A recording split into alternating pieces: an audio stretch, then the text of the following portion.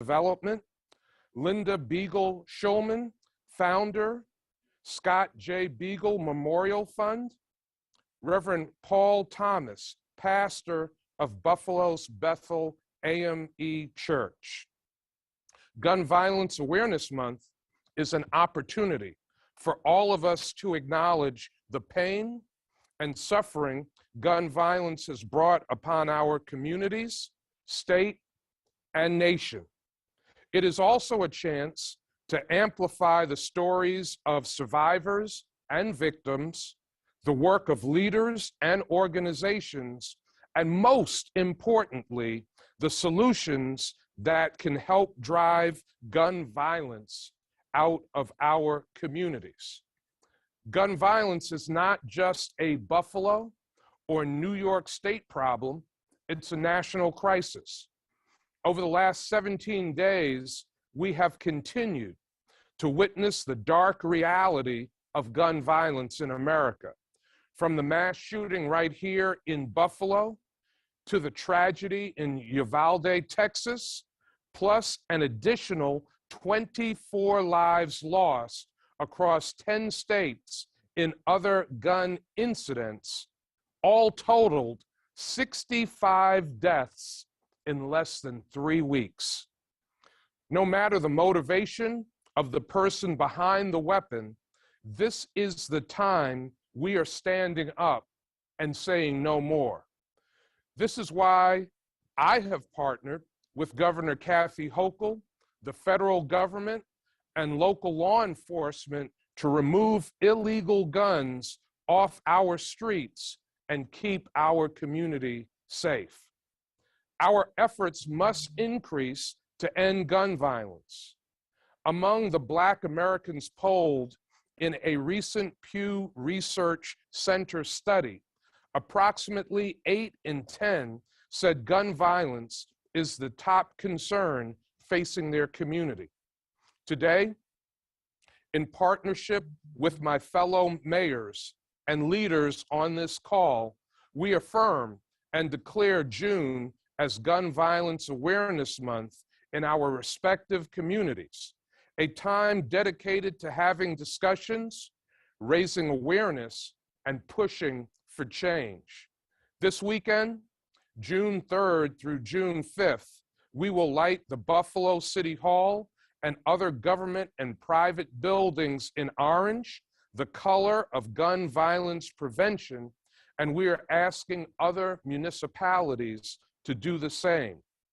We are calling for a weekend of faith, June 10th through June 12th, encouraging faith leaders across the state to deliver sermons on preventing gun violence in their community.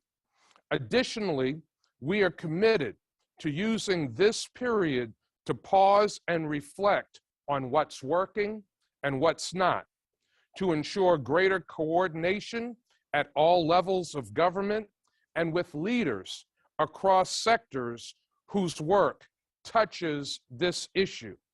It is now my pleasure to introduce New York City Mayor Eric Adams. Thank you, Mayor Brown, and I thank all of my colleagues that are on today. And this is something that we're all dealing with in our cities. This is not a local problem, as Mayor Brown stated. The shooting that took place in Buffalo is no different than the shootings that take place on Buffalo Avenue in Brooklyn. All across the country, we are seeing mayors wrestle with how to address this overproliferation of guns in our cities. It is time for us to have a united fight against the overproliferation of guns. It tore my heart when I sat next to Mayor Brown in Buffalo on Saturday, watching a mother, a grandmother, a wife laid to rest, not based on some chronic disease, but a chronic sickness of gun violence. Seeing her family and loved ones having to experience this is no different than the 11-year-old baby girl that was killed in the Bronx. But we're also watching our children kill children and our children being armed with these dangerous weapons. We saw in our school system a young man bringing 2 fully loaded 9mm guns to school. Just for the next day, another young man bringing a loaded weapon. One child was 15, another child was 13 years old. And we are on the verge of the Supreme Court passing a piece of law that would dictate open carry to allow people to openly carry guns in those cities where we have fought so long to ensure to have strong gun laws. There must be a national approach to this. It must be national solutions that include social media and how it is not using its communication ability to detect those who are being radicalized and eventually carrying out radical actions. It must include improving on our ATF allotment of the agents. Right now, we only have approximately 24 agents, only 80 in New York City. We can't do the cross-checking and gun tracing that we need. We have to zero in on ghost guns and ensure that we have legislation that treat these guns as actual guns that are assembled. And then we need to ensure that we give support to local crisis management teams and organizations and groups that are also implementing preventive measures, not only reactionary measures. And lastly, mental health illnesses. We're witnessing this all over the country. Post-COVID, it was a crisis. Pre-COVID, it was a crisis. And we know it's a crisis post-COVID. It's time to give the resources to our cities and states that will ensure that we can provide the necessary mental health care that far too many people need. Let's invest in people. Let's realize that this is a crisis that's impacting far too many families all across the country. It's not only AK-47s, but there's also the large number of handguns that's the real enemy of our inner cities. And so I am here with the mayors of New York State. We take our hat off to the senators that are meeting today to have a real dialogue and find bipartisanship to address this issue. But we know as New York State mayors that we have an obligation to protect the children and families of our city. And I thank all of my colleagues, my fellow mayors that are on this Zoom and this presser. And let's continue to align ourselves to the mission of keeping our city safe. Mayor Brown, thank you for your leadership in this area, and we have the desire to continue to work with you. Thank you.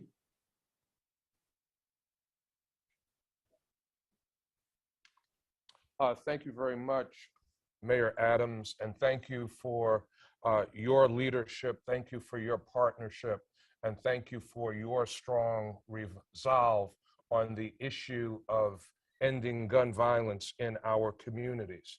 Now it is my pleasure to introduce Kay Bain, Executive Director of the Community Capacity Development, for his comments. Thank you, Mayor Brown. Want to extend thanks to Mayor Adams for his continued leadership in pushing forward a people-centered approach to this crisis as he described it. My name is Kay Bain. I am the founder, executive director of Community Capacity Development. We are a human justice and healing organization. And what that means is that we approach violence on 3 layers simultaneously. We look at community mobilizing and empowerment. We look at system change, and we look at individual transformation. These 3 things have to happen simultaneously in order for there to be a transformative effect in communities. And our focus is communities of color, but we are, again, a human justice organization because we believe that gun safety is a human justice issue. In New York City, we have done some remarkable work around getting the community activated and involved. We've seen unprecedented success when we mobilize community with strategies and tools that we've worked on for quite some time. It's an honor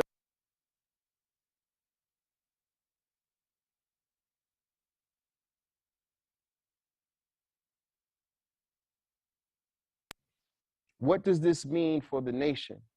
This means that we are raising the consciousness and awareness. This means that we're sending a signal around the country that we have to rehumanize what's happening in this country. We have to take time right now in this moment to focus on people who have been invisible for too long. It's not a coincidence that in Buffalo, we see some of the same challenges that we see in Brooklyn and Boston and other places where violence occurs in the form of food apartheid, in health disparities, in the public education system. I think what has to happen right now in this moment is a reinvestment in communities. I think we have to look at gun safety as a byproduct of marginalization and disenfranchisement. So I applaud the mayors who have come together here, the senators who will meet later to talk about some of these issues specifically, but keeping our eye on the prize.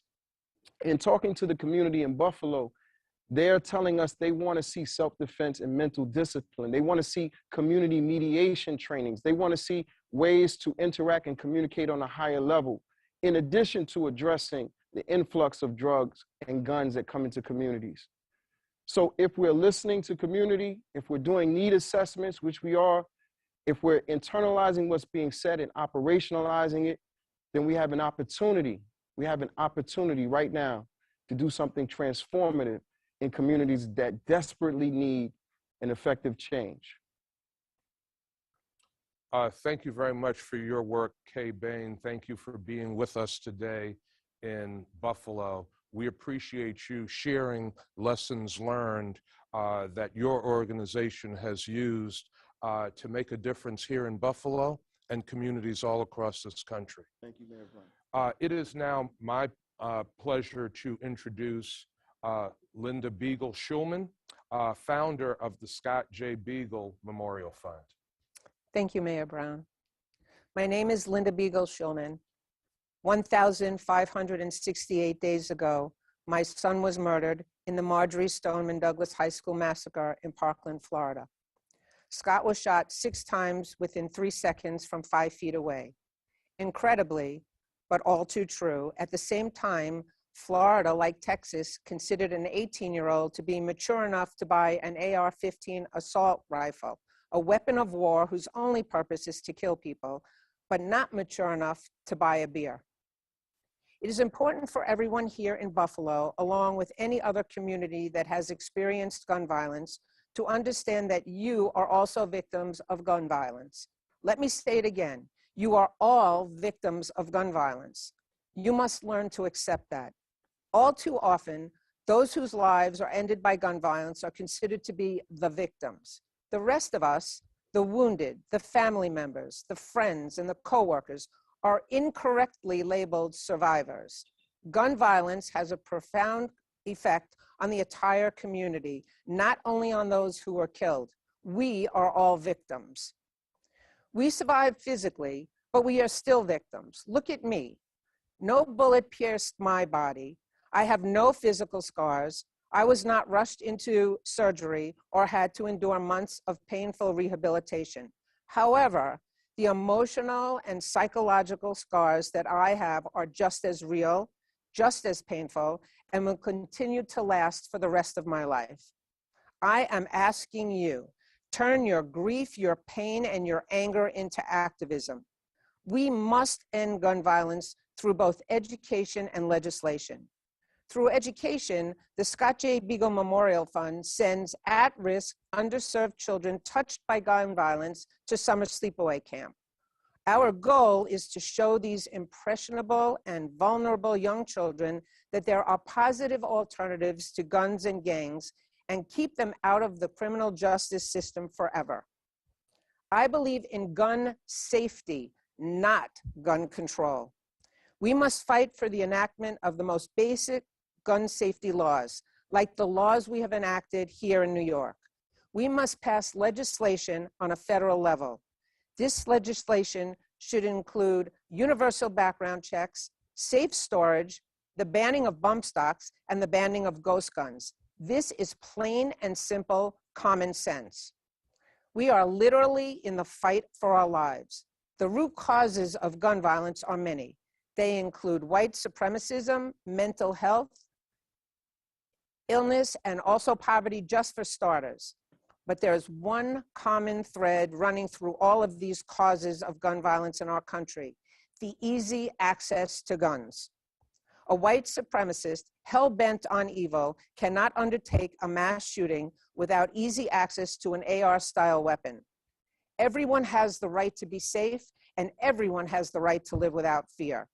No one should have to think about where they will hide if someone with a gun starts shooting. You should feel safe in a school, a supermarket, a house of worship, a movie theater, at a concert, or a mall, without the need to look over your shoulder. June is Gun Violence Awareness Month. It is outrageous that we have to designate a day for gun violence awareness, let alone a month, but we do. We have to keep up the fight and make our streets, homes, schools, places of worship, and businesses safe from gun violence. Last week, I was asked about the lone gunman who walked into the school in Texas and took the lives of 19 innocent children who had not yet experienced all the joys of life, along with 2 teachers who sacrificed their lives trying to save their students.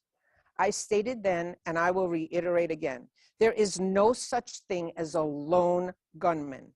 The gunman, for now who we know as the active shooter, is the one who pulled the trigger. But as far as I am concerned, the active shooter had help and encouragement from the NRA.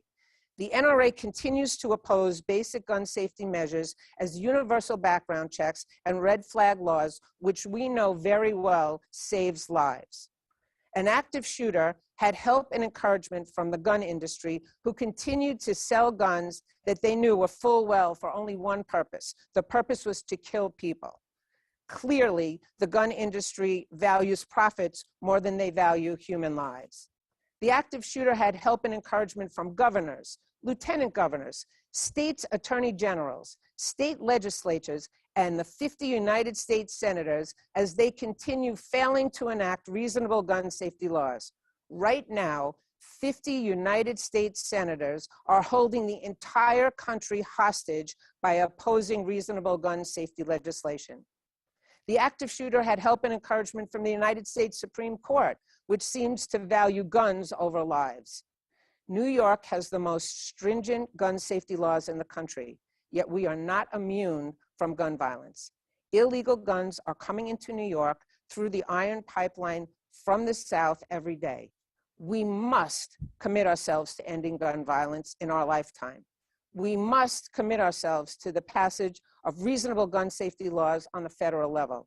We must keep up the fight. We must speak out and make sure our voices are heard loud and clear and taken very seriously. If we remain silent and do nothing, the epidemic of gun violence will only get worse. Just look at where we are now. We must do our part. Before I return the microphone to Mayor Brown, I would like to leave anyone and everyone who is a victim of gun violence and listening to my voice a few personal thoughts. We are entitled to our emotions, our feelings, our grief, our anger, our sadness. Our lives have been turned upside down and inside out. Our lives will never be the same. Many, many times I've been asked, when do you think you will get over or get past the sense of loss and grief you feel? Let me answer you right now. You never get over it. You never get past it. You find some days will be more difficult than others. Mother's Day, Father's Day, birthdays, holidays. For me, the hardest day is Valentine's Day, February 14th. February 14th is the day that my son was shot in Parkland. You see, February 14th is the day that Scott was murdered, and it's also the day that my daughter Melissa was born. February 14th, as you can imagine, is one of the happiest days of my life and also the worst day of my life. It has been 1,068 days since Scott's murder. I have had to learn to live with the loss and grief I feel each and every day. My son, my loved one, was murdered senselessly due to gun violence. For those of you in my club, the club no one ever asked to become a member, you will know that you have rounded the corner and begun your journey of recovery, of healing, when you're alone with your thoughts and the memory of your loved one pops into your head. This time, instead of tears welling into your eyes, the memory brings a smile to your face. Today, I love talking about my son. I love hearing stories. I love getting texts. I love getting letters. I love getting pictures from people who knew him and want to share. It is a very long journey to healing and learning to live with the devastating loss of a loved one. Yet we have choices. My choice has become my mission. My mission is to do something that will rid our society of senseless gun violence and make sure no other mother, father, sister, brother, aunt, uncle, friend, or coworker ever joins my club. Let's work together and put a sign on the door of my club that says membership closed, no more admittance. Join me on my mission, please. I know together we can make a difference, and I know and I believe in my heart together we can get something done. Thank you, stay strong, and stay safe. Linda Beagle Schulman, thank you for your powerful comments and for turning your pain into real action that's making a difference in the lives of others. We will now hear from elected leaders from all across the state of New York who will make their comments in the following order. Rochester Mayor Malik Evans, Albany Mayor Kathy Sheehan, Westchester County Executive George Latimer, Mount Vernon Mayor Sean Patterson Howard, Newburgh Mayor Torrance Harvey, Niagara Falls Mayor Robert Restaino, and Dunkirk Mayor Wilfred Rosas. Now we will hear from Mayor Evans. Thank you, Mayor Brown, for hosting this event. And I want to say we continue to pray for you, Mayor, Brother Mayor, and all of our brothers and sisters in Buffalo. Buffalo is extremely close to Rochester, as you know, 90 miles to the east. So our hearts are broken for our brothers and sisters in Buffalo. And I always say that we see ourselves in Mayor Brown because we see ourselves in the community of Buffalo. The victims of that horrific incident on May 14th represent a cross-section of America. A retired police lieutenant, a substitute teacher, a beloved grandmother, a dedicated community activist. All these folks are representative of the gun violence that we're seeing in our communities. And I know that I'm tired of it, and I know our fellow mayors are also tired of it. We owe it to survivors, to folks like Linda Beagle Schulman, who just spoke, to not let our despair paralyze us and move into action. And I hope that as we continue to work, that work in prayers. I'm a preacher's kid. Faith without work is dead. We just can't pray. We also have to work at it. We'll be able to shine a shining light to lift our hearts during these difficult times that we're seeing and that we just saw in the last couple of weeks in Buffalo and in Texas. It's exhausting, and I think that it's a crying shame that today in America that we continue to see gun violence across the spectrum, and it is a punctuation point when we see that it's sometimes driven by hate and racism that cost predominantly African Americans their lives. And I hope that we can come up with sensible legislation that will get guns out of the hands of people who should not have them. I'm a banker, and I'll wrap up. I'm a banker, so I look at the numbers. I look at the numbers. And in 2020, more Americans died of gun-related injuries than any other year on record. And that includes a record number of gun numbers. In 2020, even after all these mass shootings that we've had, Sandy Hook, Parkland, that's 45,222 people dead from gun-related injuries, according to the CDC in 1 year. And again, I tell you, I'm a banker, so I go to the numbers and think that would somehow wake folks in Washington up to action. There were 61 shooter incidents that killed 103 people and wounded 140 in 220. That's 243 casualties of active shooter instances in 1 year, a 50% increase from the previous year and a 96.8 increase from 2017. So we have to keep speaking up. We have to keep speaking up, but we also have to demand action.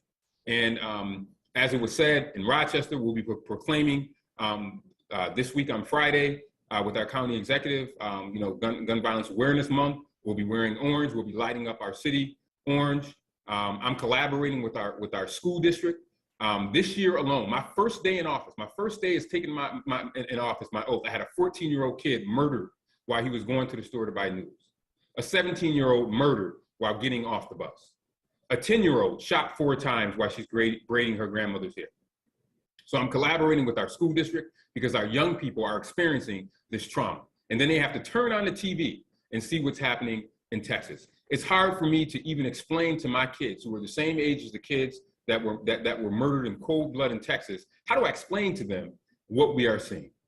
But in Rochester, we won't give in to despair. We're going to continue to pledge to work with our law enforcement, our civic groups to find a path to the underlying causes that precipitate these incidences. We have the Mayor's Advisor on Violence Prevention Services. We launched the Rochester Peace Collective last month, which works to try to encourage our young people in particular to do positive things before they get involved in gun violence. The last thing I'll say is, when there's a hurricane or a natural disaster, FEMA comes in and we have this whole community approach where everybody comes in together to try to solve this natural disaster. Gun violence should be no different. In every level of government, every single organization needs to come together to try to do what we can to stop this carnage that we continue to see in our country and in our cities. And mayors, we live it. We don't get to stand up and talk and preach about it. We got to go to these mothers and fathers and these brothers and sisters and these kids and comfort them while we're seeing this. We don't get to get into esoteric conversations. The problems are right at the doorsteps of City Hall, and we need help. We can't do this alone by ourselves. So thank you, Mayor Brown, for pulling us together. I know that we will keep the faith and we will keep moving forward. And I hope that 50 years from now, people will look back and say, this is the moment, this is the time where they finally did something in the richest, most powerful nation in the world to try to end the scourge of gun violence in our community. Thank you. Our next speaker is Albany Mayor Kathy Sheehan. Thank you, Mayor Evans, and well said. We need help. And Mayor Brown, you are having to utilize leadership skills that none of us ever want to have to utilize. Our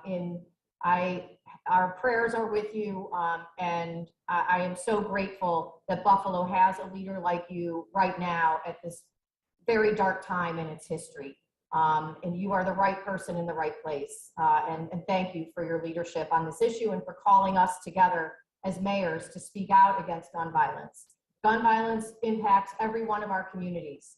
And notwithstanding the fact that we took a record number of guns off the street last year and we're doubling that pace this year, they continue to plague our community and cut down lives. And we need help at the federal level.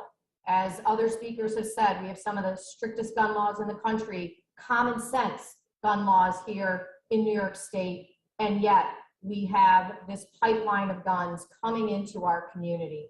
Just last night, there was a drive-by shooting. Fortunately, the victim, it looks like they are going to survive, but the injury will stay with them for the rest of their lives. And we picked up 17 shell casings from that shooting. We shortly after that shooting were able to pull over the vehicle involved in the drive-by, where a 16-year-old was found with a gun magazine that could hold 15 bullets. We need to come together and have federal legislation that recognizes that the value of human lives needs to be acknowledged, and we need that help. We cannot do this alone. And when people come to me and say, Mayor, what are you going to do about gun violence in the city of Albany? What are you going to do about the lives lost? And we have similar stories here, as Mayor Evans just shared. And I say to them, don't come and talk to me about solutions until you're willing to talk about common sense measures to keep illegal guns off of our street. They have to be part of that conversation. In addition to mental health services, in addition to ensuring that we are working in our schools, in addition to bringing in all of government approach to our communities, we have to, and we need action around the proliferation of guns in our community. And so I join my fellow mayors in saying we need Congress to act. I join my fellow mayors in saying we need to get serious about funding the services that our communities need, the ones that are plagued by this violence and victimized by this violence. And we need to provide support to those who are traumatized by this. Our children are traumatized when they turn on the television. Our children are traumatized when they hear about these incidents that are happening, but our children in our neighborhoods in the city of Albany are traumatized when they hear those gunshots ring out right outside their homes. So thank you for bringing attention to this, Mayor Brown. Thank you for bringing us together, and I stand with you, and we will work and make sure that we are doing all that we can, particularly this month, to finally bring an end to what is a pandemic of gun violence in our communities. Mayor Sheehan, for your comments. Now we'll hear from Westchester County Executive George Latimer. Thank you very much, and thank you very much, Mayor Brown, for your leadership on this. We grieve with you.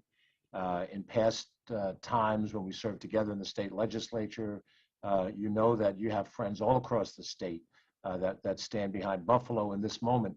But what happened in Buffalo, what happened in Uvalde, what happened in Newtown, Connecticut, could happen anywhere.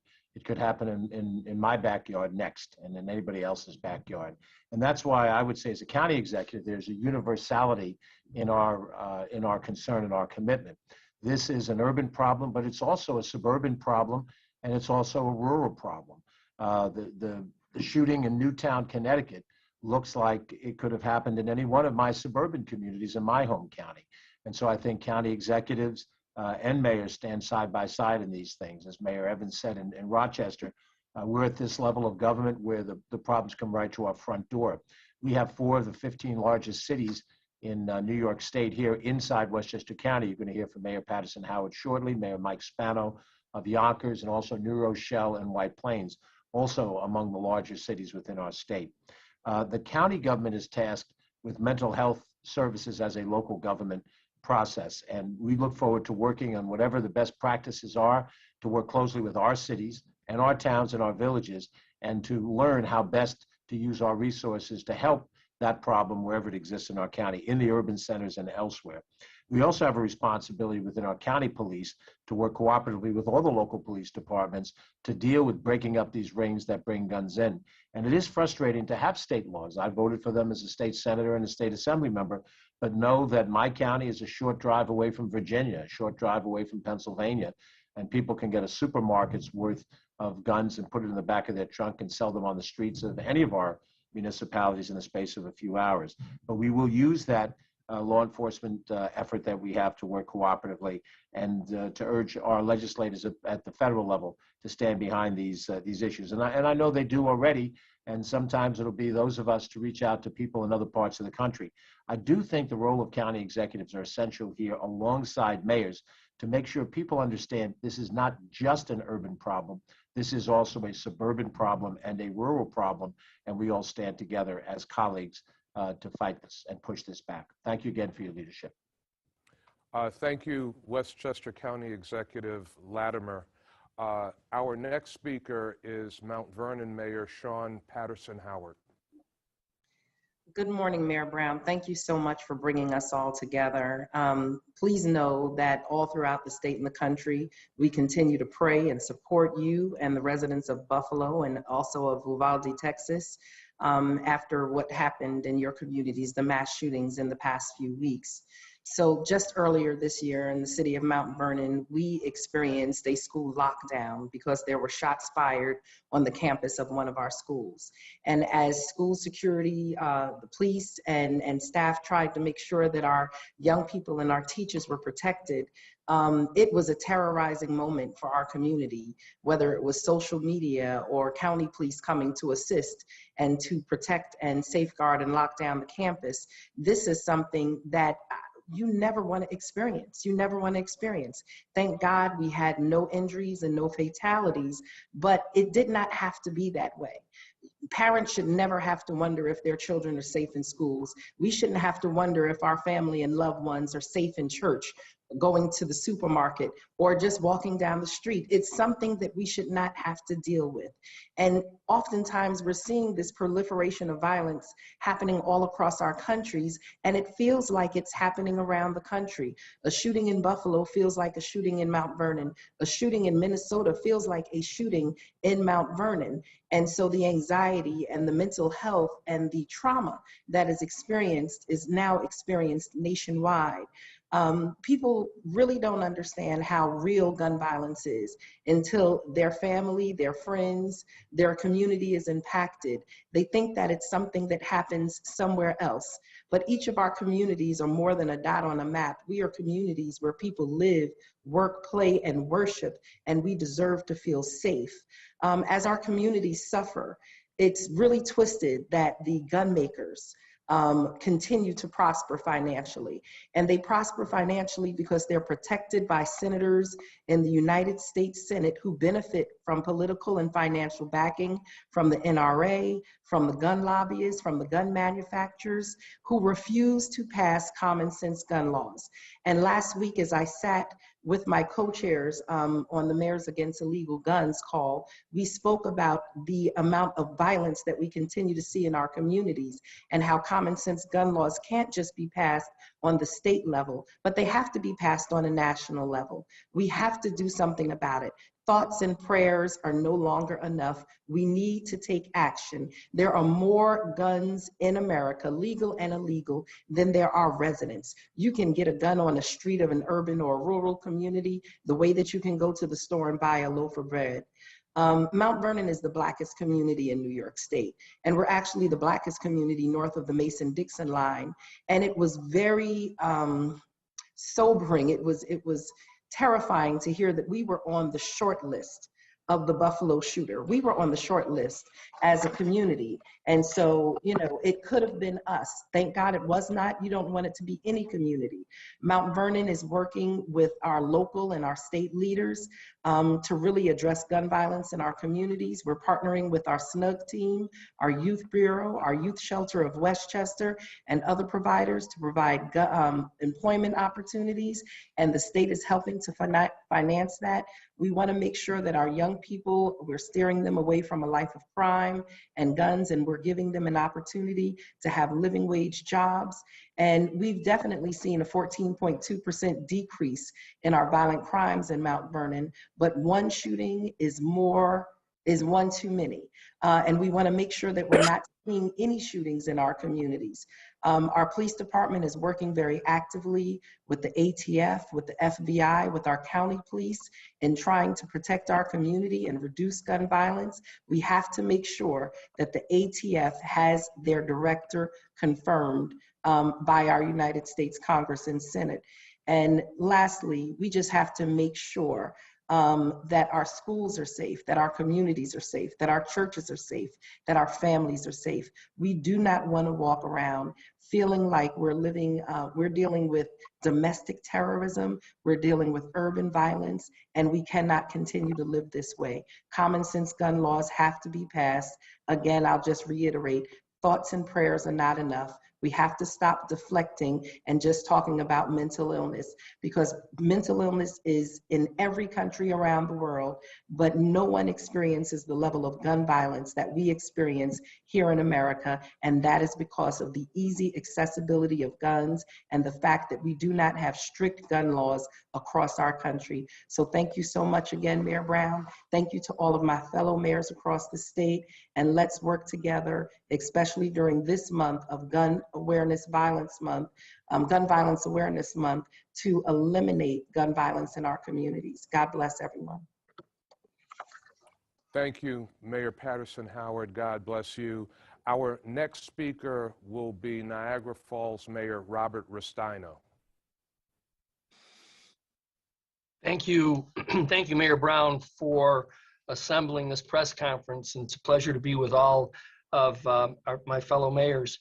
I'll be brief. I will say to you that in order to recognize Gun Violence Awareness Month, we will be lighting our world famous falls orange to bring attention to this, as has been said, pandemic, epidemic, the problem of gun violence.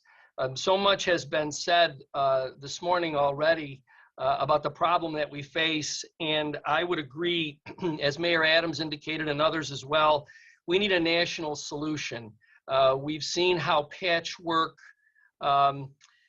attacks or addressing things in a patchwork way worked out with regard to COVID-19. We're still fighting that fight. So in the end, this problem needs to be addressed at the national level, and as indicated, it needs to be addressed with common sense gun safety laws. You know, even though we have strict laws here in New York State, when we take a look back at what happened in this tragic massacre in Buffalo, there's gaps. There are gaps. There are things that fell through the cracks, things that shouldn't have happened that resulted in this tragedy. So we need to also check ourselves to make sure that we in New York State are doing everything we can to protect our residents and our citizens. You see, Mayor Evans is right. Regardless of whatever happens anywhere, the problem, Mayor Brown, always comes to City Hall, doesn't it? And so in the end, all of us sitting at City Hall want so desperately to fix these problems, but it's bigger than all of us. And so getting us all together today is a great thing. But what we have to do all together is put our voices together and demand change. And I would agree, and I can't remember which speaker said it, and it might have been Mayor Evans. Let's look back and say this was the moment that we decided to not just talk about it, right, Mayor? Thoughts and prayers, but we're going to do something about it. And just know that the city of Niagara Falls joins with all of you in this effort. Mayor Brown, all you have to do is pick up the phone and call me, and I'll be there and do whatever you need me to do. Thank you all for allowing me to participate. And let's hope that we can finally get some common sense into this conversation and keep our senators and representatives feet to the fire. Thank you again. Thank you very much, Mayor Restaino. Next, we will hear from from Dunkirk Mayor Wilfred Rosas. Thank you, Mayor Brown. First of all, I want to thank you for including me today. And I also agree with all the speakers. This is an issue that is too big for any one community to take on. I appreciate you bringing all of us together. And I know that this is only a start. This is where we begin the process. This is a bigger issue than any one of us can take on. The city of Dunkirk is a small city. It's the westernmost city in the state. And yet we also experience violence, gun violence that way. What for me is important for us to understand is that, you know, I'm a retired New York State trooper. And before I was allowed in the academy to even fire a weapon, I needed to go through all this training.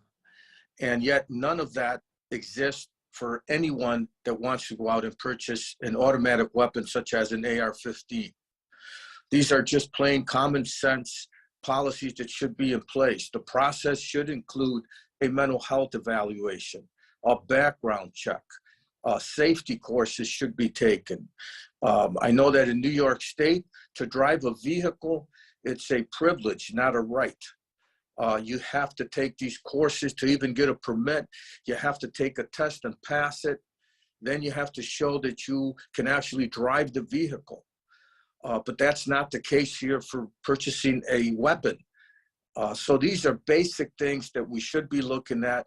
And again, I'm not going to take up any more of your time, but I want to let all of my colleagues here today know that the city of Dunkirk is on board, and we will do whatever we can to help this coalition achieve its goal.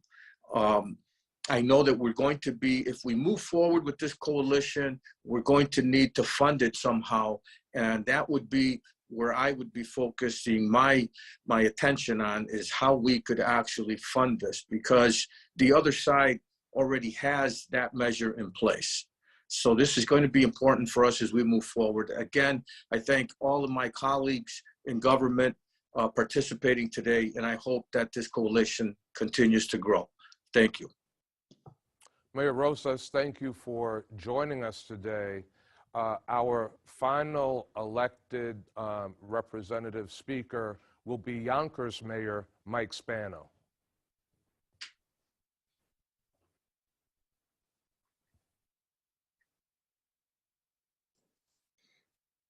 Good morning, Mayor Brown.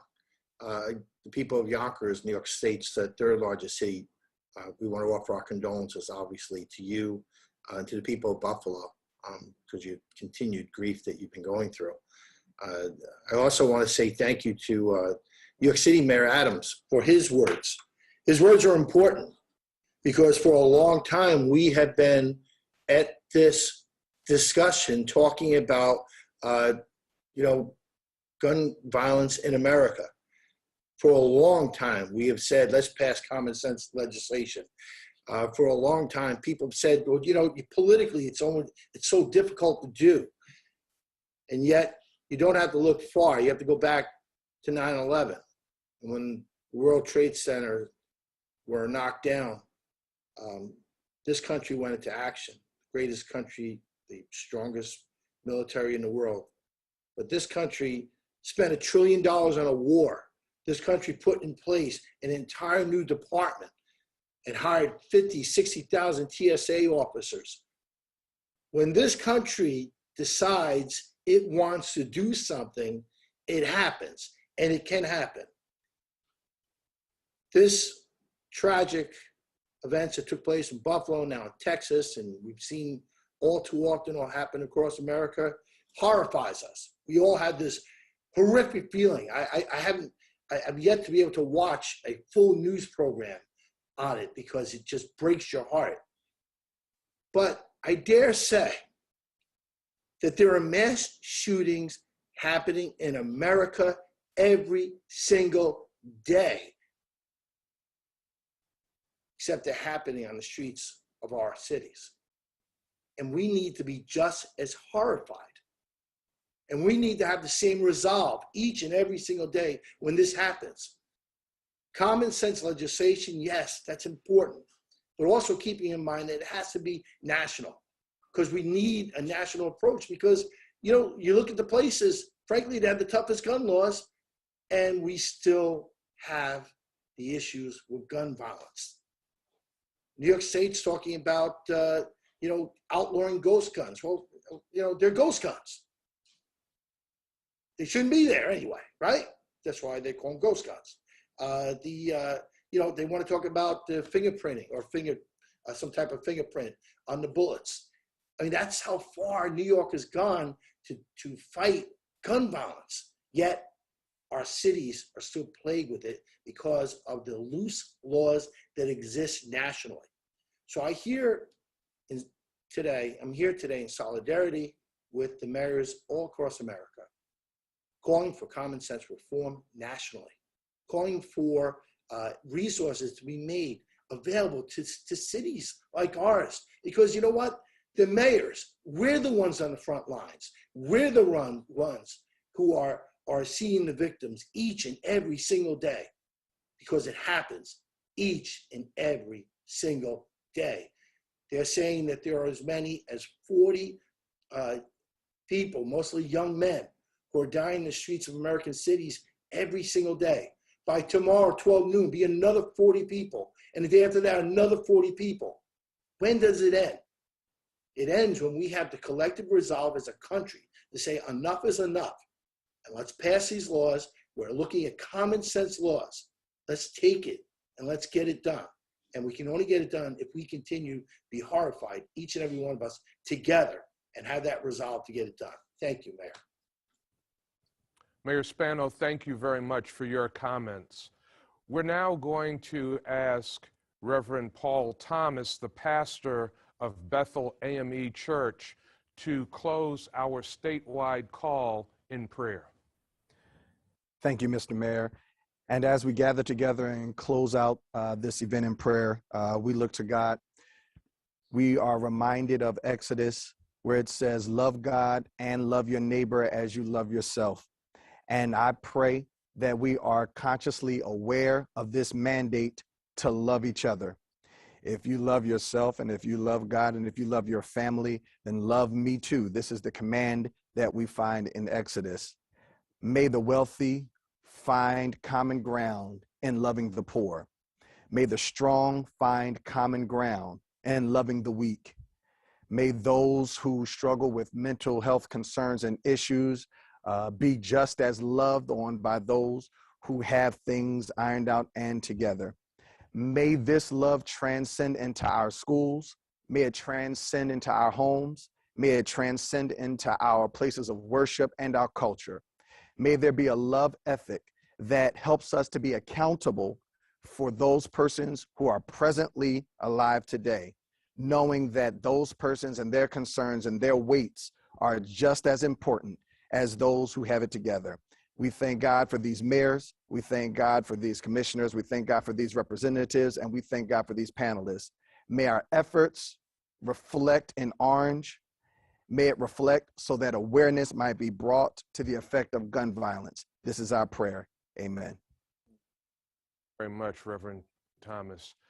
I also want to thank all of the mayors across New York State, elected officials across New York State, gun violence prevention advocates who have joined us in person and who have joined us remotely. I want to thank faith leaders who have joined us, all resolved to do something to bring an end to gun violence, not only in the state of New York, but all across this nation. We thank everyone who has been a part of this call today, who has watched this call today, and we are committed to linking arms and working in common purpose and in common cause to end gun violence in the United States of America. Thank you all very much.